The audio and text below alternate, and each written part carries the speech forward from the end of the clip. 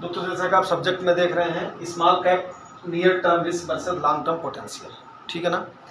तो अभी इस पर हम देखते हैं और सारे क्लासेस को लेकर के चलेंगे, खाली स्मॉल कैप को नहीं।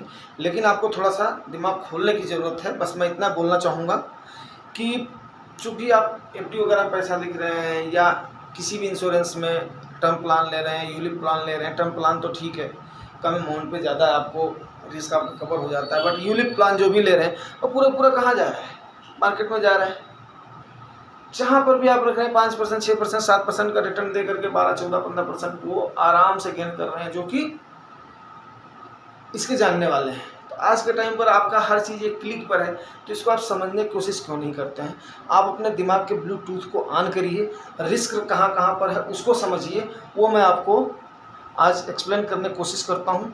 समझ में आपको ज़रूर आएगा अगर आप ध्यान से सुनेंगे तो सबसे पहले हम इस पे आ जाते हैं जो हमने आपको एक छोटी सी भूमिका बांधी है ताकि आपका ध्यान इधर हो जाए, ठीक है ना। Mid cap and small cap are more volatile than large cap. Large cap से ज़्यादा मिड कैप और स्मॉल कैप जो है अपना वोलेटाइल है, ये आपको पता है।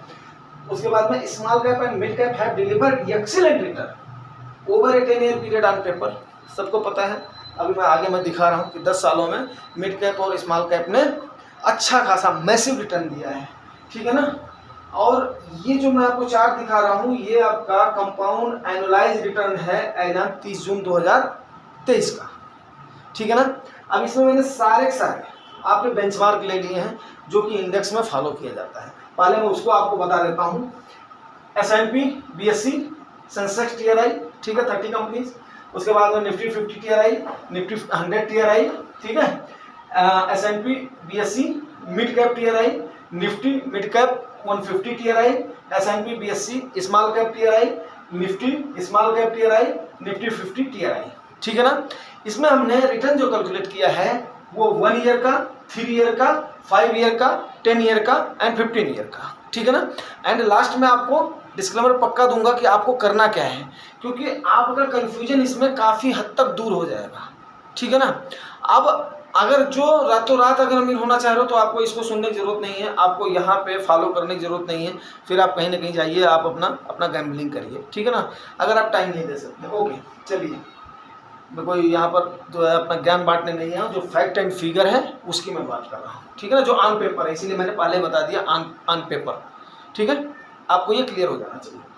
तो S&P BSE सेंसेक्स ने एक साल में 23.7%, 3 साल में 24.4%, 5 साल में 14.2%, 10 साल में 14.3% एंड 15 साल में 12.6%, ठीक है ना। वैसे ही निफ्टी 50 TRI, निफ्टी 100 TRI ने आपका 22, 21, 24, 23, 13, 14 एंड 12 इसने दिया है। मिड कैप का वही हाल देख लेते हैं।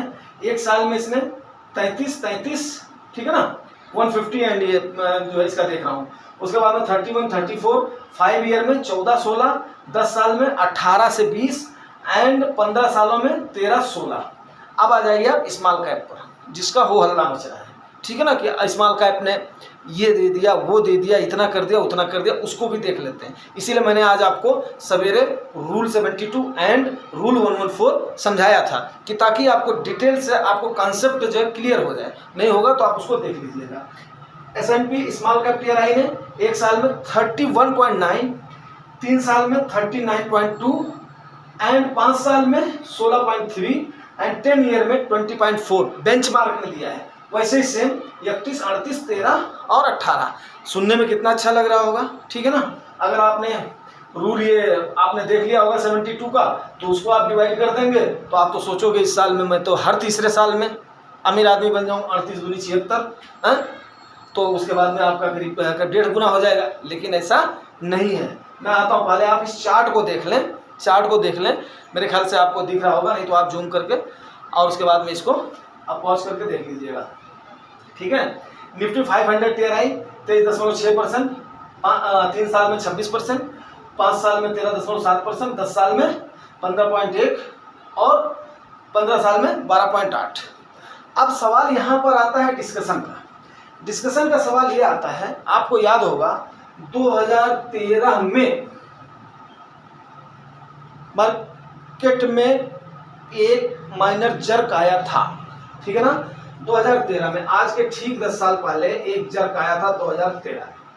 अब उस समय 2013 में जिसका पैसा लग गया, ठीक है ना, उसने इसके कैटेगरी एवरेज में सबसे ज्यादा स्मॉल कैप ने 20%, 20%, 18% एंड 16% के आसपास दिया है। मिड कैप ने भी आपको 18.5-19% दिया है और लार्ज कैप ने आपके उस समय का 14% दिया है, ठीक है ना, जिसका वहां पर लग गया।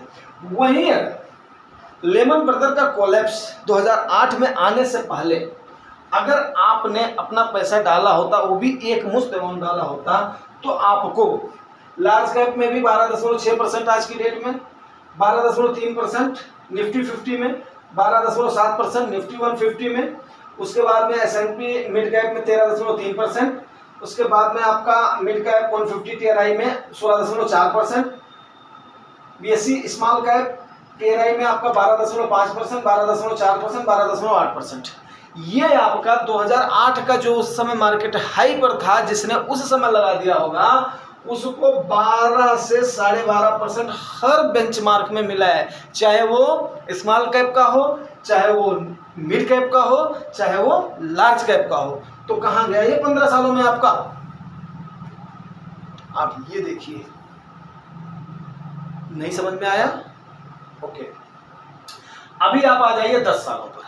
10 सालों पर आपके स्मॉल कैप के कैटेगरी एवरेज ने, उसके बेंचमार्क ने कितना दिया है? कैटेगरी एवरेज छोड़ दीजिए, उसके बेंचमार्क ने कितना दिया है आपके? ये देखिए, मिड कैप ने आपके दिया है 18.5%, 20%, स्मॉल कैप ने 20.5%, 18.5% एंड 15.5% के आसपास।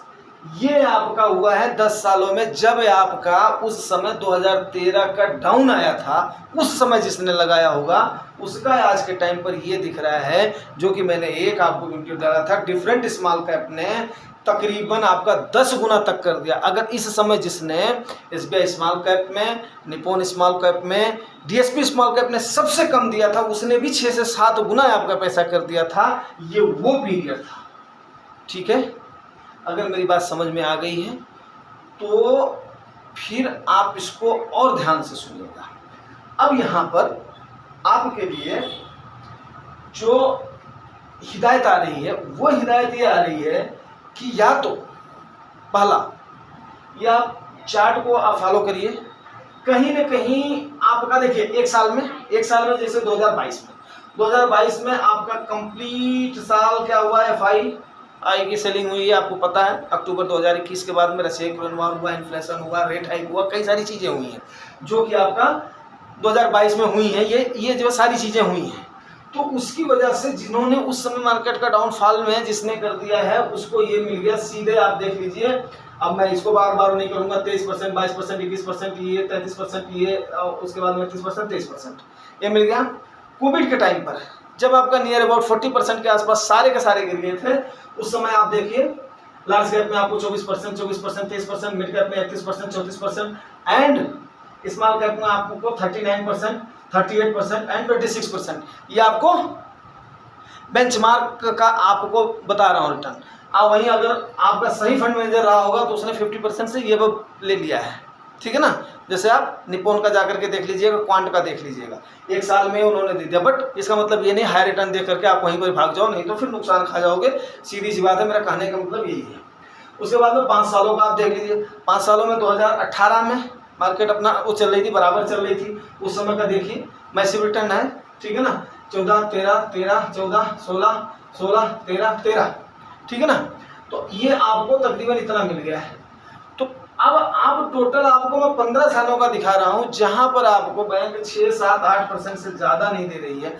वहां पे आपका TR काट करके, टोटल एक्सपेंस रेशियो काट करके, सब कुछ कट पिट करके फिर आपको तकरीबन इतना आपको गेन हो ही रहा है। अब रही बात, आप बोलोगे नहीं यहाँ पर तो मेरे को 39% मिल जाएगा, आप बोलोगे यहाँ पर मेरे को 31% मिल जाएगा, आप बोलोगे यहाँ पर मेरे को, मैं आपको बता रहा हूँ, देखिए अगर आपका 5 साल का होराइजन है तो आप सीधे लार्ज कैप में जाइए, किसी का भी मत सुनिए, ठीक है ना।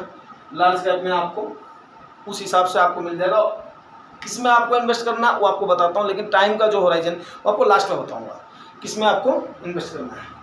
दूसरा, आपको अगर आपका 10 साल का होराइजन है तो अब आँख मूंद करके मिड कैप में चले जाइए। अगर आपका 10 से 15 साल का है तो आप एक टारगेट लीजिए, मेरा इतना। हर जगह पे आपको मार्केट में जाने पर आपको अपना टारगेट लेना है और पूरा साल आपको फिक्स करना है, ये आप नोट कर लीजिए। अगर आपका गोल नहीं है, आपका टारगेट नहीं है, तो आपका कोई फायदा नहीं, क्योंकि ये मार्केट का साइकिल है, अप एंड डाउन होता रहेगा। जब भी आपका अचीव हो जाता है, या तो आपको उतना साल बीत जाता है जो मिला ठीक है, या तो आपका टारगेट उससे पहले अगर अचीव हो गया तो आप उसके पहले लेकर के अपना चल दो, ठीक है। कोई सगा नहीं है, हर आदमी अपना पैसा। और अगर आपको ये है नहीं मैं अपना बने रहता हूँ, ठीक है, 2 साल 3 साल मैं वेट कर लूँगा, तो इससे ज़्यादा कभी भी बेयर मार्केट नहीं होती, बेरिश नहीं होती है, बुलिश जरूर होती है, ठीक है ना। ये आपको समझ में आ गया? तो आई होप कि आपको काफ़ी सारी चीज़ें क्लियर हो गई होंगी।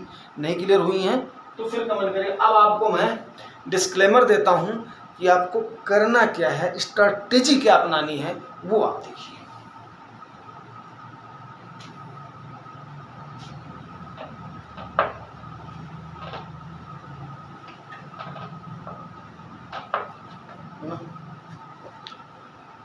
एक तो सबसे पहले आप अगर SIP कर रहे हैं तो SIP आप कंटिन्यू करते जाइए, चाहे आपकी मार्केट अप हो, चाहे आपकी डाउन हो, चाहे आग लगी हो, चाहे बमबारी हुई हो, चाहे अप हो चाहे डाउन हो, SIP आप कर रहे हैं तो करते जाइए, कोई फर्क नहीं हो रहा, ठीक है ना। SIP से मार्केट के अप डाउन का कोई फर्क नहीं पड़ता है, क्योंकि आपको रूपी कास्ट एवरेज आपकी हो जाती है, ठीक है। लेकिन वहीं अगर आपको लमसम करना है, ठीक है ना, लमसम करना है तो लालच में नहीं पड़ना है।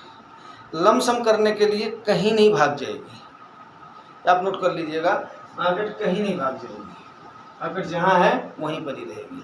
और बिल्कुल सीधी और साफ सी बात है कि आपको इन्वेस्ट करने का मौका ज़रूर देती है, साइकिल ज़रूर आता है। तो आप क्या करिए, मिनिमल से मिनिमल SIP कर दीजिए एक, ठीक है ना। सपोज कीजिए आपको कुछ अमाउंट डालना है, उसके बाद में हायर मार्केट में कभी मत डालिएगा, क्योंकि आपको मैंने 2008 वाला यहाँ वाला याद है ना, जो आपको ये मैंने दिखाया था, फिर आप घाटे में आ जाएंगे।